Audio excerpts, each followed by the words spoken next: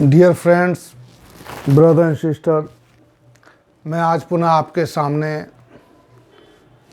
एक मानव विज्ञान के बहुत ही महत्वपूर्ण बिंदु अनुसूचित जाति एवं जनजाति की परिभाषा लेके आया हूँ।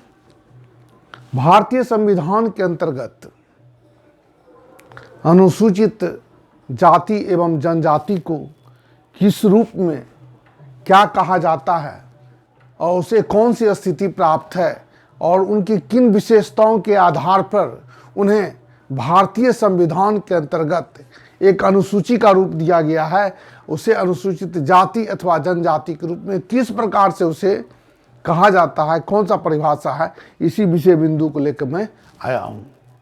चलिए साथियों, मैं दोस्तों चलता हूँ। पहले एक बात मैं बताना चाहता हूँ कि आज कंसेप्ट ऑफ एंथ्रोपोलॉजी का अंतिम क्लास है। ये क्लास नंबर 21 है। इसके बाद का जो क्लास होगा वह सोशल एंथ्रोपोलॉजी के प्रथम क्लास से स्टार्ट हो जाएगा। और अभी तक मैंने जितना पढ़ाया हूँ कॉन्सेप्ट ऑफ एंथ्रोपोलॉजी के अंतर्गत जिन जिन बिंदुओं पर मैंने विस्तार से चर्चा की है, उन तमाम बिंदुओं का समावेश आने वाले क्लास में जो प्रश्नोत्तर लिखाया जाएगा, जो प्रश्नोत्तर समझाया जाएगा चैप्टर वाइज, उसमें उसका बहुत ही योगदान होगा, उस बिंदु का बहुत ही उसमें उपयोगिता साबित सिद्ध होगा। इसीलिए जो बंधु हमारे पिछले जितने भी एपिसोड और वीडियो बनाए हैं उसको ध्यान से देखे होंगे, पढ़े होंगे, तो आने वाले जो प्रश्न आएंगे उनका आंसर देने में उन्हें किसी प्रकार का संकोच का अनुभव नहीं होगा। वो किसी भी प्रकार के प्रश्न का उत्तर देने में वो सक्षम होंगे।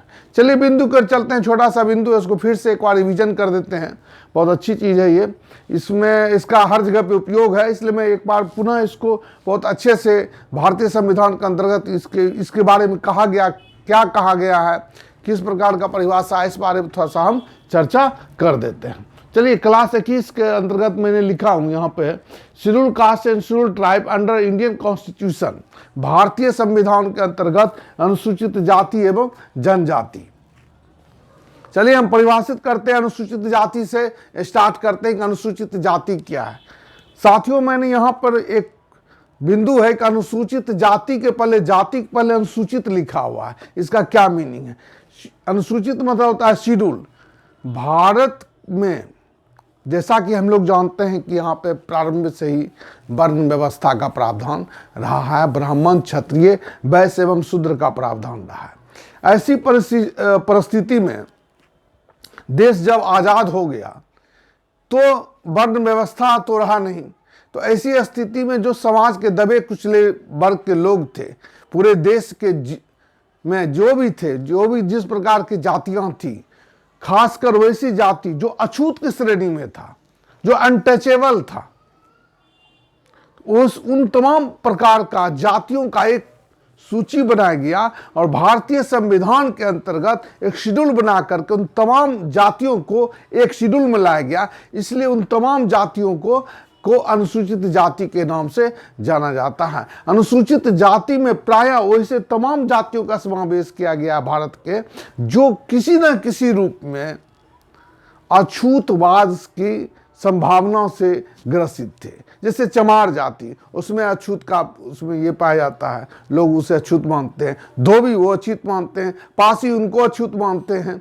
बिहार के संदर्भ में मैं बोल रहा हूँ, और राजस्थान है, और भी तमाम जगह हैं। तो वहाँ जितने भी जो ऐसे जाति जो खासकर अछूतवाद से ग्रसित थे, जिनमें किसी न किसी प्रकार का अछूतवाद से पीड़ित थे, वैसे तमाम जातियों की एक अनुसूची बनाएगी और भारतीय संविधान के अंतर्गत वैसे जातियों को अनुसूचित जाति के एक अनुच्छेद के प्रावधान के आधार पर अनुसूचित जाति के रूप में जाना गया। चलिए इसको हम थोड़ा सा परिभाषा के रूप में बेहतर ढंग से जो संविधान के अंतर्गत है इसको मैंने साधारण रूप से एक्सप्लेन कर दिया हूँ। अब भारतीय संविधान के अंतर्गत इसके लिए क्या कहा गया है, इसके बारे में हम लोग देखते हैं। भारतीय संविधान के अनुच्छेद 366 खंड 24 एवं भारतीय संविधान के अनुच्छेद 341 लिखा हुआ है दोस्तों यहाँ पर 341 के अंतर्गत अनुसूचित जाति से ऐसी जातियां, मूल वंश या उनमें के यूथ अभिप्रेत जिसे इस संविधान के प्रयोजनों के लिए अनुच्छेद 341 के अंतर्गत अनुसूचित जाति समझा जाता है। अब यहां पर एक चर्चा आया है पुनः अनुच्छेद 341 के अंतर्गत। चलिए इसको हम लोग फिर से एक्सप्लेन करते हैं। 341 के अंतर्गत कहने का मतलब क्या है।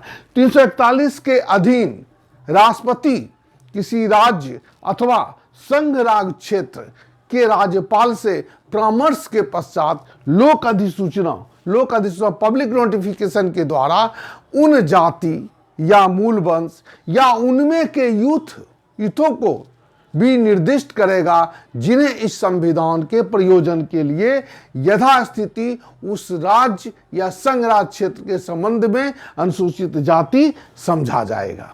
क्लियर है दोस्तों। राष्ट्रपति क्या करेंगे? पब्लिक नोटिफिकेशन जारी करेंगे। किसके परामर्श पर? संबंधित राज्य अथवा संघ राज्य जो क्षेत्र है उसके जो राज्यपाल हैं उनके अनुशंसा के आधार पर, उनसे परामर्श के आधार पर ही वो राष्ट्रपति लोक अधिसूचना द्वारा उन जातियों को अनुच्छेद 341 के अंतर्गत अनुसूचित जाति के रूप में क्या करेंगे? समझा जाएगा उन्हें।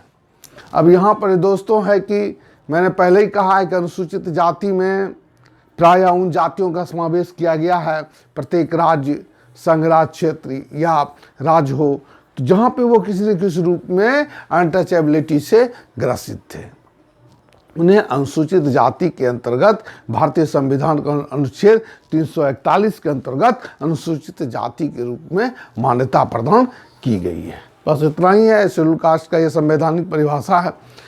अब चलते हैं अनुसूचित जनजाति। अनुसूचित जनजाति क्या है?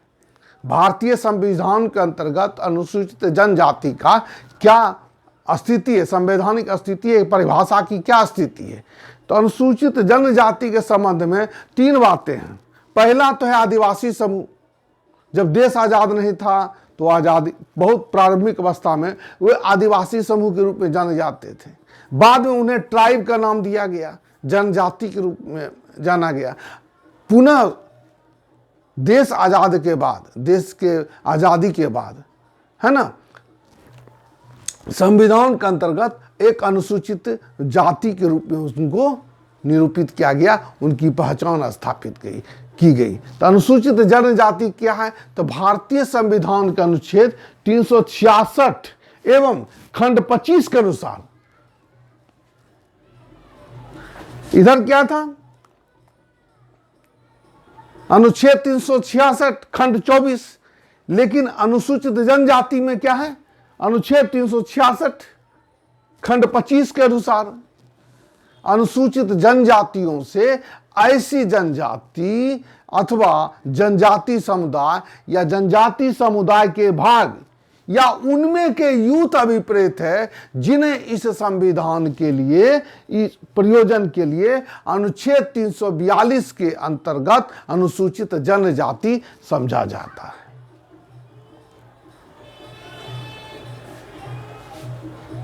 कौन सा अनुच्छेद हो गया? 342 अनुच्छेद के अंतर्गत।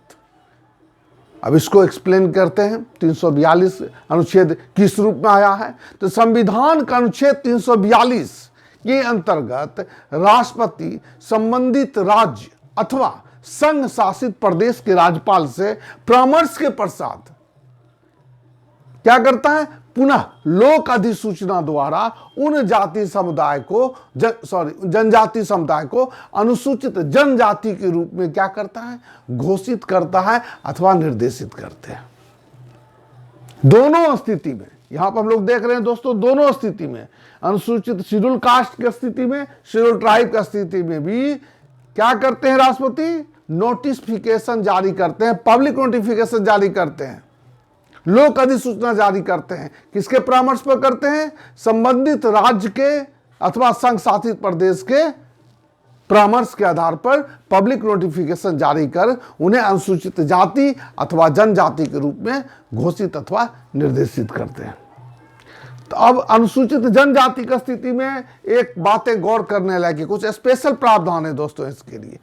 ऐसी कौन सी विशेषताओं से युक्त, जिस प्रकार से कि मैंने अब कहा है कि अनुसूचित जाति की स्थिति में जो अछूतवाद के से ग्रसित था, प्रत्येक राज्य में या संघ शासित प्रदेश के वैसे व्यक्ति, वैसे समूह, वैसे जातीय समूह जो किसी न किसी रूप में अनटचेबिलिटी, अछूतवाद से ग्रसित थे, उन्हें अनुसूचित जाति के श्रेणी में रखा गया। परंतु अनुसूचित जनजाति के श्रेणी में रखने के लिए भी कुछ विशेषताओं का प्रावधान किया गया है। उन विशेषताओं से युक्त होने के बाद ही किसी आदिवासी समूह या जनजातीय समूह को अनुसूचित जनजाति के रूप में भारतीय संविधान के अंतर्गत स्थान प्रदान किया गया है, और वह अनुच्छेद भारतीय संविधान का अनुच्छेद 342 होगा। तो अनुसूचित जनजाति में कौन कौन सी विशेषताएं पाई जानी चाहिए? मैंने पहला लिखा है, निश्चित भौगोलिक क्षेत्र में निवास स्थान। आप जाएंगे कहीं भी देखेंगे जहां पे जनजातीय समूह रहते हैं, निश्चित भौगोलिक क्षेत्र में उनका टोला समूह के रूप में उनका निवास स्थान होता है। दूसरा है प्राकृतिक अधिवास, प्रकृति पर निर्भरता। उनका जो घर होता है, आवास क्षेत्र होता है, वन में अथवा वन के आसपास रहता है, और उनकी अधिकांशतः क्रियाकलाप सामाजिक, आर्थिक, राजनीतिक, सांस्कृतिक, धार्मिक, इस समस्त प्रकार के क्रियाकलाप पर किसी न किसी प्रकार का वह प्रकृति पर उनकी निर्भरता रहती है। चलिए, दूसरा क्वालिटी है अंतर्विवाही समूह। किसी भी व्यक्ति को जनजातीय समाज से बाहर विवाह करने का अनुमति नहीं होता, इंडोगेमस होते हैं। अगला पॉइंट है समगोत्रीय विवाह का निषेध। जनजातियों में गोत्र संबंधी विश्वास पाया जाता है। उनका मानना है कि उनके गोत्र की उत्पत्ति किसी न किसी प्रकार के टोटम से हुई है, इसलिए टोटम संबंधी भी उनमें विश्वास पाया जाता है। टोटम संबंधी विश्वास पाया जाता है और समगोत्रीय विवाह का निषेध भी पाया जाता है। एक समान गोत्र में विवाह किसी भी रूप में संभव नहीं है। एक समान गोत्र का तात्पर्य है कि एक समान गोत्र के जितने भी सदस्य होते हैं सब आपस में रक्त संबंधी होते हैं, उनके अंतर्गत भाई बहन का संबंध पाया जाता है, इसलिए किसी भी परिस्थिति में समान गोत्र होने के कारण उसमें विवाह संभव नहीं है। इस प्रकार का निषेध पाया जाता है, समगोत्रीय विवाह का निषेध पाया जाता है जनजातियों में। अगला पॉइंट है दोस्तों अपनी भाषा एवं संस्कृति। जिनकी अपनी भाषा एवं संस्कृति होती है, लिपि।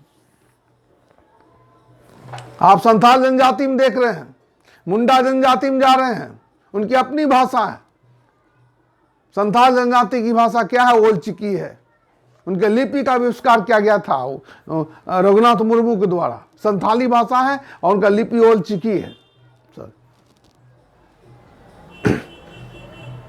तो जिनकी अपनी भाषा एवं संस्कृति होती है उन्हें अनुसूचित जनजाति के श्रेणी के अंतर्गत रखा गया है। इसके अतिरिक्त और एक बहुत बड़ा गुण है दोस्तों, विशेषता है, जो किसी किसी जनजाति में पाया भी जाता है, नहीं भी पाया जाता है, लेकिन ये ऊपर के जितने भी विशेषता हैं वो निश्चित रूप से पाए जाते हैं। एक विशेषता है युवागिरी। मैंने पहले भी इस पर चर्चा किया हूं।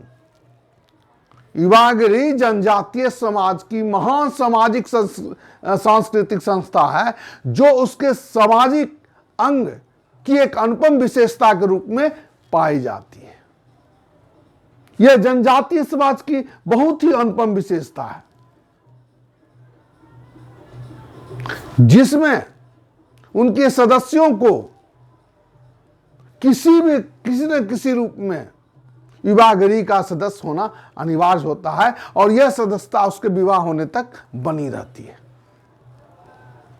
ओरांव जनजाति में युवागिरी को धुमकुरिया के नाम से जाना जाता है।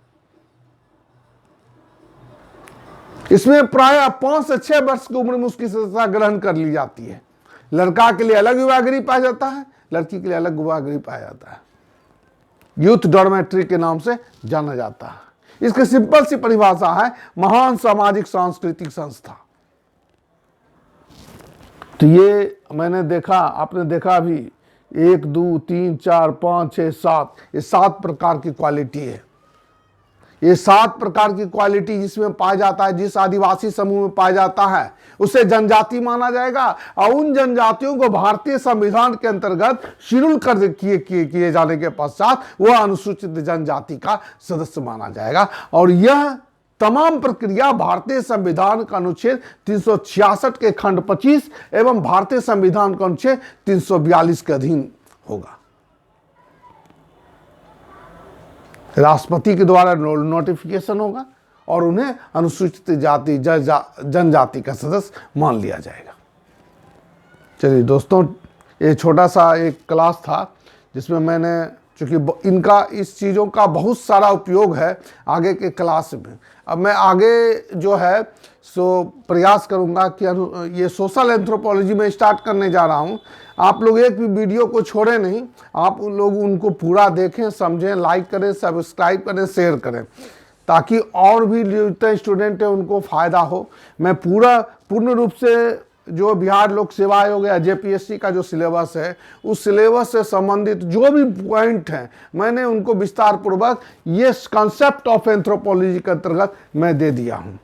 इन चीज़ों के बाद अब मैं कल से स्टार्ट करने वाला हूँ ये सोशल एंथ्रोपोलॉजी का टोटम। मैं टोटम से शुरुआत करूँ। मैंने पहले भी कहा हूँ सोशल एंथ्रोपोलॉजी में विवाह चैप्टर से स्टार्ट नहीं करता हूँ। सोशल एंथ्रोपोलॉजी में टोटेम और टैबू से स्टार्ट करता हूं।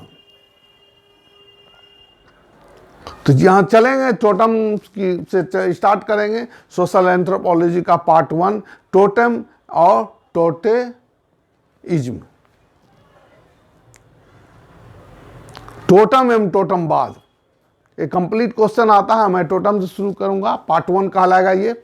और इन्हीं शब्दों के साथ मैं इस क्लास को समाप्त करता हूं। धन्यवाद।